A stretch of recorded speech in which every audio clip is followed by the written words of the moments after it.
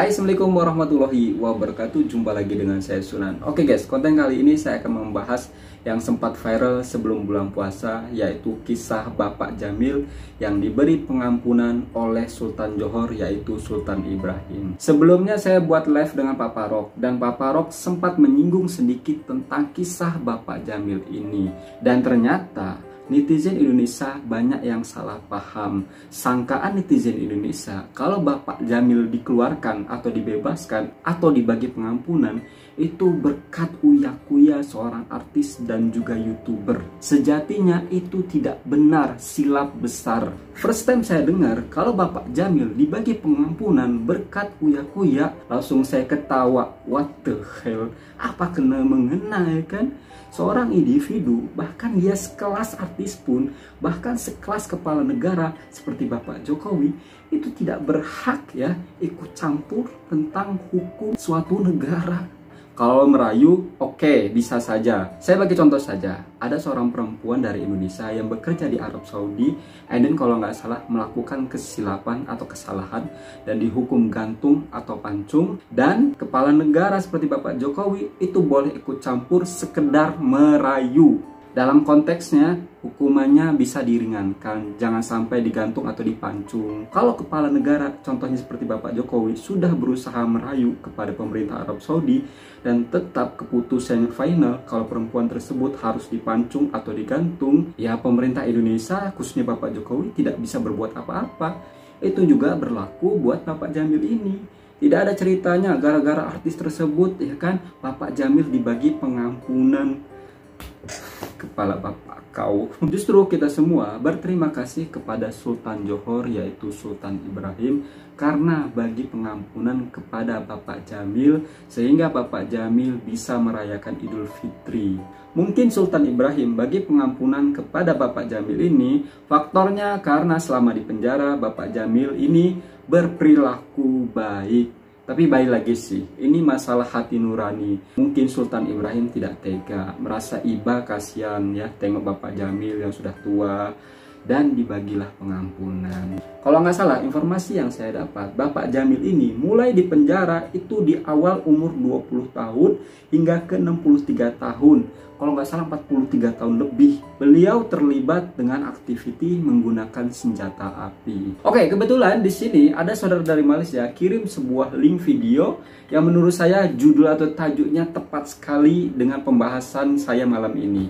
Judul atau tajuknya ialah Kisah Pak Jamil Baduan Paling Lama Dipenjarakan yang Dibebaskan. Sangat menarik, segera saya akan lihat. Let's go. Seorang banduan yang hidup 40 tahun dalam penjara dan akhirnya dibebaskan selepas dapat pengampunan Sultan Johor, iaitu Sultan Ibrahim. Terima kasih Sultan Ibrahim. Orang kata momen paling bahagia, paling indah, apatah lagi dibebaskan hanya beberapa hari sebelum umat Islam menyambut Aidilfitri. Sebenarnya aku nak share korang ni adalah cerita siapa sebenarnya banduan ini yang dikenali dengan nama Pak Jamil. Jamil Wahab, 63 tahun, mencatat sejarah apabila menjadi banduan paling lama yang akhirnya telah pun dibebaskan. Pak Jamil ni sebenarnya pada usia di awal 20-an dia terlibat dengan aktiviti menggunakan senjata api, mungkin melakukan rompakan dan sebagainya yang mengakibatkan ia dikategorikan sebagai aktiviti jenayah yang berbahaya dan memberikan kesan kepada masyarakat sekeliling pada tahun tu, dan dia telah pun dijatuhkan hukuman Seksyen 5 Akta Senjata Api penalti lebih berat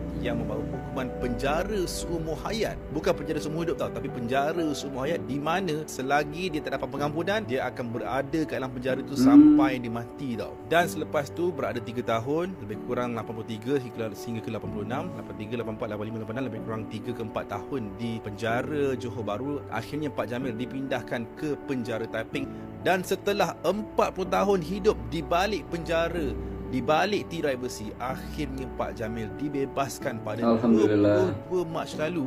Ia mendapat sokongan pengarah penjara Taiping melalui kaedah 113 Peraturan Penjara 2000 Rayuan Pengampunan Banduan. Dan sebenarnya 40 tahun tu bukan tempoh yang sangat-sangat pendek tau. 40 tahun tu lama sekali tu. Umur tak sampai 40 tahun, tapi Pak Cik ni boleh hidup 40 tahun di penjara.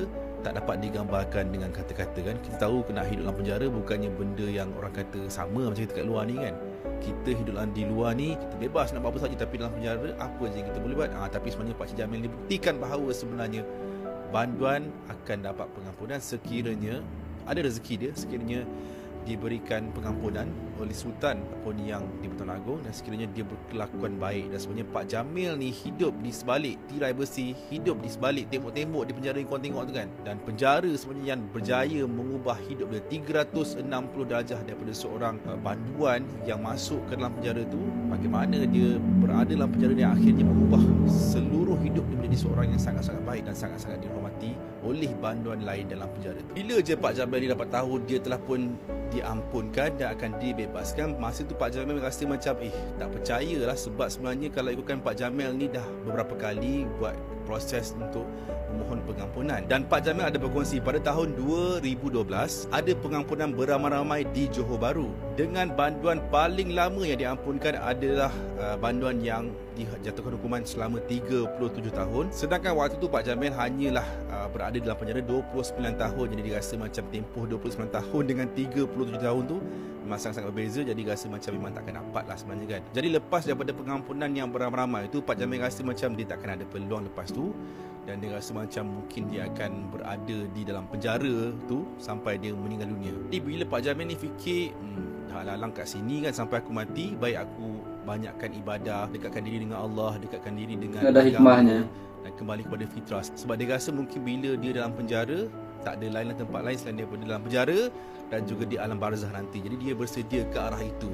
Jadi ketika tu Pak Jamil memang tumpu 100% kepada beribadah. Dan sebenarnya dalam tempoh Pak Jamil ni dalam penjara, dia rasa macam dia dah tak hirau dah dunia luar. Dia rasa macam itulah dunia dia. Dan pada 22 Mac lepas diampunkan tu, ada pegawai penjara ada maklumkan kepada Pak Jamil, di mana bagitulah Pak Jamil, akhirnya Pak Jamil dibebaskan. Masa tu dia rasa macam tak percayalah. Dia rasa macam betul ke ni kan dengar. Tapi kan Pak Jamil rasa berada dalam penjara tu sebenarnya adalah satu kebahagiaan kepada dia, satu kesyukuran kepada dia. Sebab dalam penjara lah dia banyak kenal dengan ramai bandar-bandar yang lain, pelbagai cerita kan, pelbagai kisah dikongsi bersama. Dan sepanjang dalam penjara tu Pak Jamil ada berkongsi dia ni sangat-sangat mahir dalam bidang jahitan, sampai dia dikatakan dah jahit beribu-ribu baju Melayu, blazer dan pelbagai baju lain yang juga diberikan kepada pegawai dan juga anggota penjara. Dan sebelum dipindahkan ke penjara Taiping daripada penjara Johor Bahru, Pak Jamil juga turut berkongsi dia juga merupakan seorang yang mahir untuk melakukan anyaman dan juga rotan. Jadi dalam tempoh tu dia juga ada terlibat dalam bengkel rotan untuk menghasilkan perabot yang dibuat daripada kayu dan juga bahan-bahan semua jenis yang lain. 40 tahun tau, 40 tahun. Setiap tahun Pak Jamil akan solat Hari Raya Aidilfitri di dalam penjara, dan dialah sebenarnya imam yang memimpin setiap kali solat sunat Aidilfitri dijalankan. Okey, nak dekat-dekat raya ni kan, mungkin berita ni menggembirakan ahli keluarga Pak Jamil lah. Pak Jamil ni adalah satu bukti menunjukkan bahawa sebenarnya kalau banduan yang dijatuhkan hukuman dalam penjara tu tak semestinya akan stuck kat dalam tu, tak semestinya akan mati kat situ forever and ever kat dalam penjara kan. Tapi sebenarnya kalau dia berperilaku baik, dan sebenarnya penjara ni adalah tempat untuk dia train menjadi lebih baik, InsyaAllah dia juga ada harapan untuk keluar sama macam Pak Jamil suatu hari nanti. Jadi selain daripada mengimamkan setiap solat dalam penjara, tak kisahlah solat wajib ataupun solat sunat, Pak Jamil juga turut mengajar bandar-bandar lain untuk mengaji Al-Quran. Masya Allah. Dalam penjara Pak Jamil sangat-sangat dihormati oleh banduan lain kerana Pak Jamil menunjukkan menasihat.